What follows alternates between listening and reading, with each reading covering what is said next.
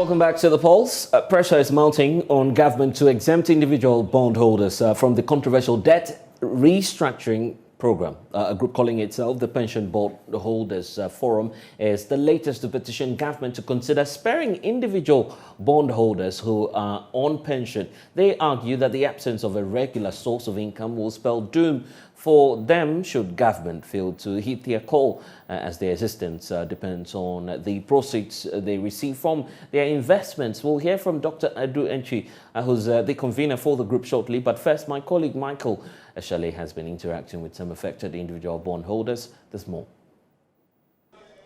More opposition for government's debt exchange program. Just a few minutes ago, a group calling itself the Pensioners Bondholders Forum just appealed to government to exclude their funds in good faith, just as it did for the pension schemes. I'll be talking to some of the individuals that make up this forum. What is the backstory for them? How did they take the message from government to decide to go this way? Corty is one of the members of the forum here. Henry, so let me ask you, hearing the message from the minister, the communique from the ministry, that individual bonds were going to be added to the debt exchange program, how did that hit you? Okay. Initially, when it came, he promised that individual bondholders are not affected. It looks like it's a way, indirect trick to work us in. That's the way I see it. Because how can you start your exemption from the individuals, and then later on, after some few days, you come back and say individuals are included? It's so bad. I will explain to you why it's so bad. I didn't work here. I work in America throughout my life for almost 22 years. And the way I did my savings is to be saving my money, and I save the money in bonds. Because you said you needed money, the bonds went to them, but we didn't come to them. You never only go to the bank, they advise you to do treasury bill or bond. After having done this for 22 years, I come back only to come and meet you telling me, individual, you are going to use your money to pay an external debt. So it's not good in any way, because let me tell you, like you are saying, some of us are sick, some of us can fall sick. Like I'm saying, when I came back here, I've contacted Parkinson's disease. You have my money. You see? So like they are saying, they have to change it to me. If they ask me to suggest, they have to change it like our chairman is saying, include even those they have exempted, because it's a national issue. It's a national issue. So you can't exempt anybody. It's a problem, let's face it, and face it realistically. They have to bring them back. We all get involved, and like our Mr. Anchi, the doctor is saying, we solve the problem together. But it shouldn't go to the extent of 5 years, 15 years in an order.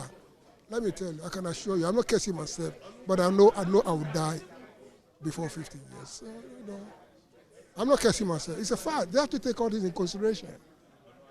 Can't you see from my face I will die before 15 years? Jesus. So they have to be realistic, brother. Work out something good. I came to help you with my money, with my word. All the years. Now you say you are taking the money. You paid me 15 years when I'll be a dead man. No. For you, what were you going to use this money? What were you using this money for which government taking it from you would mean that for you? Like I said initially, I brought all my savings over the years down, and it comes in big. I asked my wife, right, go to the bank and do 40,000 treasury bill. Oh, this time we got some money. Go and do 60,000 treasury bill. So the money pile up over the years. The motive behind, when I come home and I'm no longer working, I use the interest to live. And that is what he has taken. So this is the way I'm affected. Let me ask you the hard question here. How are you going to cope if government decides to go ahead? How am I going to cope? It is going to be really difficult. Because it means I cannot be buying medicine, I cannot go to the doctor and all that. Even paying electricity bill, sometimes I can't 300, 400 for water. So it will be going to be really difficult. Feeding will be difficult, medication, everything will be difficult, very difficult. Things are, life will go to be, really impossible and difficult for me. So I'm talking to the government to reconsider its decision, bring up with a workable plan, and like I said, everybody must be on board. Nobody should be exempted. Because I can say I want to take my money when it's due. I don't want to result in court, but if I want, I can do it. But let them work out something really good. The length of time should be considered and all that small. Interest must be considered and all that so that it works good. Well, my colleague Michael Ashele there, thankfully, Dr. Eduenchi, convener of the Pension Board Holders Forum, is joining us live for more here on The Pulse. Thank you, sir, for your time. So I'm just wondering what your initial steps will be. What do you intend to do in the first place to try and mount pressure and to get results for what you're demanding? Dr. Edu, if you can hear me, I'm just asking what your next steps are. Where are you starting from? And what should we expect from the group going forward? Well, thank you. As I said at the press conference, we have submitted a petition to the minister, copied the press release. And this morning, too, we have submitted a letter to the minister asking for a meeting, give us audience. And we have suggested that she agrees to meet us, have a meeting with us before the close of this, the period for this invitation. So we are waiting to see if the minister will let us in to have that discussion with him. Okay, then I'll try and get the details of what it is that you'd be seeking to do during that meeting. But first of all, give us a sense of the numbers. We know that there are different class actions going on in the same regard. But why is your case unique? And how many people do you have in your age group who are joining this mass action? Well, let me start that when the program came out first, and no individual was part of the program, I was happy that the individual bondholders were not going to suffer.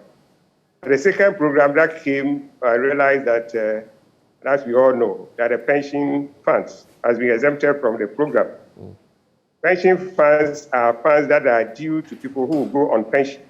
And government thinks that it should not impair the income that people will be getting out from their pension money. So wants to exempt the pension funds from the program.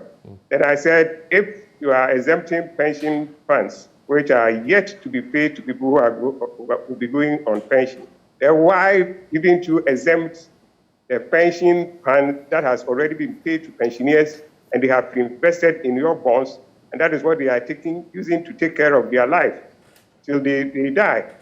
So it doesn't make that much sense to me to exempt the people who are yet to receive the funds, but not to exempt the people who have received the funds and they are investing. And that is their main source of income. In Ghana, you can't talk about state pensions. That doesn't go anywhere at all. It's people's investment that they are living on. So if you have exempted funds that are yet to be paid to people who go on pension, then it stands good. It makes sense to also exempt the people who have already taken their money and they have invested and I was in just government asking, bonds. and I was just asking I earlier. decided Yeah. And I was just asking that's earlier. why I decided to take up for the pensioners. Yes, precisely. That's why I'm asking about the numbers and how your situation is. Yeah. As at the time, I think by this time we should be as at the time we were meeting, we were getting to 300. Few numbers to 300, but by the time we will finish this and people are adding on, as I talk to you, I've gotten so many people which must be added, whose contact must be added. I haven't gotten time to do that because of this. So definitely, I know we have passed the 300. I was just hearing the story of one of the. Yes, I was just. At the time we were writing to the minister, we were above 200, but now we are passing 300. Okay, so that's about 300 persons. But I was just hearing the story of one of them, just one out of that 300. The how touching it was and how shocking it is that you find persons whose entire life savings would have to go down the drain, not necessarily down the drain, but would have to be deferred because of the debt exchange program. How many of such stories do we have? Persons in that age category who are scared. They may even lose their lives before the return on investment yields. I think you have to come again. I didn't get that. Yes, I was just talking about the touching story we were hearing of one out of the 300. That person obviously says he's not confident, he's not sure looking at his age that he would be able to live to see the return on investment. I was just asking about some other personal stories. You're part of that group as well, as to how dire the situation is for members of the group who are now appealing for government to do something about this. As for the personal stories, if I want to share with you, we will have to have a whole day. Because even if I want to read those that have been received from WhatsApp messages to me, that is too much. People are just going to suffer. How can you live a whole year without interest from your investment? Your hard-earned money you have put in government bonds, and government say for 1 year, I won't give you anything. How do you buy your medicine? People are calling from the hospital. I'm now a hospital bed. I'm going for dialysis. Nobody is catering for that. It is from your pensions money that you have invested over the period, which you are using to care for that. So it is a problem. Yes, these days somebody has reported on our platform that one of such persons have passed on. Already? People need money to care for themselves, yes. Someone has died already as a result of this? Passed on, yes. You know, what I'm saying is that you need your money now to care for yourself. Let's get that clear. Were you saying that someone just passed, someone died because of what this? I'm saying is that part of the members that we have, right. It is reported that one has passed. Of course, we are human beings. Somebody will die. One has passed. But what I'm saying that person, if he needed his money, it can happen to anybody. He needed his money to take care for himself, and it's not coming. Definitely more people are going to suffer. Well, that's shocking. Let's talk about the meeting with the finance minister. Exactly what are you seeking? What audience are you seeking? And what do you bring onto the table now for government to consider?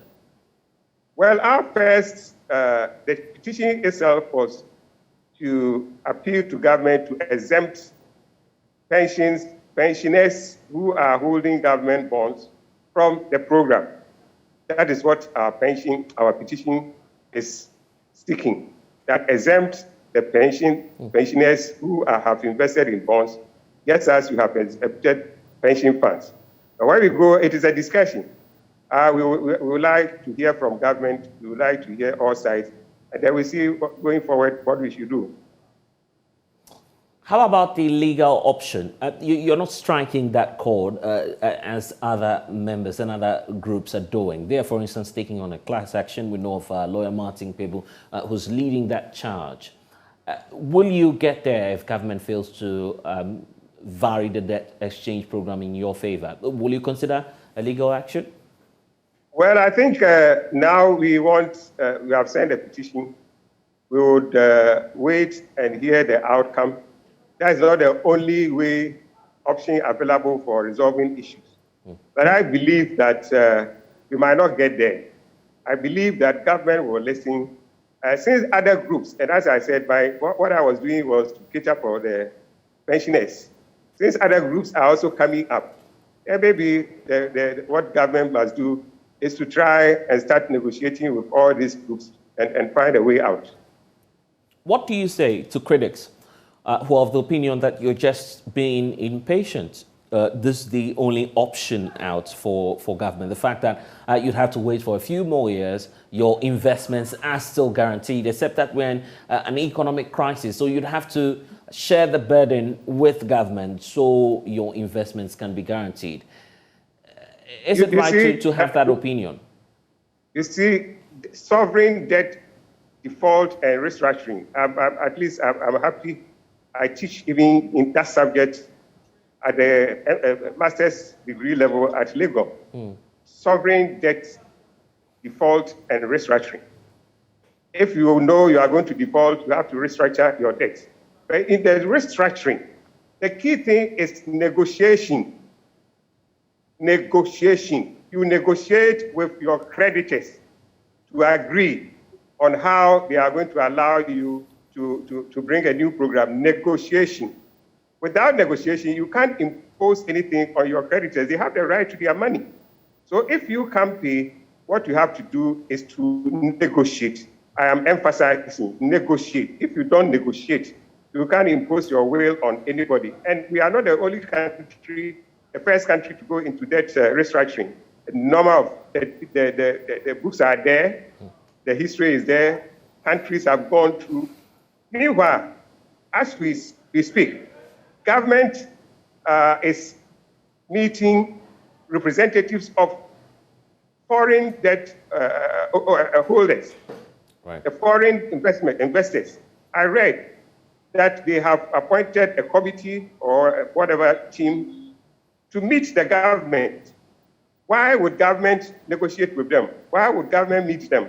And if you meet your foreign investors, why don't you think you have to meet your domestic investors? We all have equal rights as bondholders. There's no difference between the right of a foreigner who holds government bonds and the right of government, whatever bonds, yes, it's bonds, Euro bonds, and the right of domestic bondholders. Government must negotiate with domestic bondholders and come to a compromise. We are all Ghanaians. We don't want to destroy this country's economy. But you don't want also to destroy. If you're with me, sir, some are pointing so as negotiation. Yeah, I get the point. I get the point about negotiation. Yes, I get that point about the negotiation. But some are pointing us to the initial address by the finance minister, the fact that he says that, quote, this is part of the IMF conditionalities. You know the implications of that too well, don't you? I don't think the IMF said government should not negotiate with us. Come out with a program. And that program, when you are coming out, I believe you have to negotiate with people whom you owe. It's basic principle. If you owe somebody and you can't pay, you sit somewhere and dictate to him what you want to do. No. You go to him and say, Chief, I am unable to do this, so let's come to agreement and do this. If you all come to agreement, why won't we allow the country to move forward? A lot of people are listening to us now. As we wrap up, what's that special message to authorities and those who indeed have the power to make a change now? I believe that the whole thing must be renegotiated. Bring everybody on board. Pension funds, mutual funds, every fund, individual bondholders. Let every domestic investor be part of this discussion. And I believe we all as Ghanaians, we will find a way out that will be a compromising position for both the government and the bondholders. I'm grateful. And it's a pleasure speaking to you. Happy New Year. We hope that you get some results from government in the coming days. Dr. Aduentri speaking to us there here on The Pulse. It's a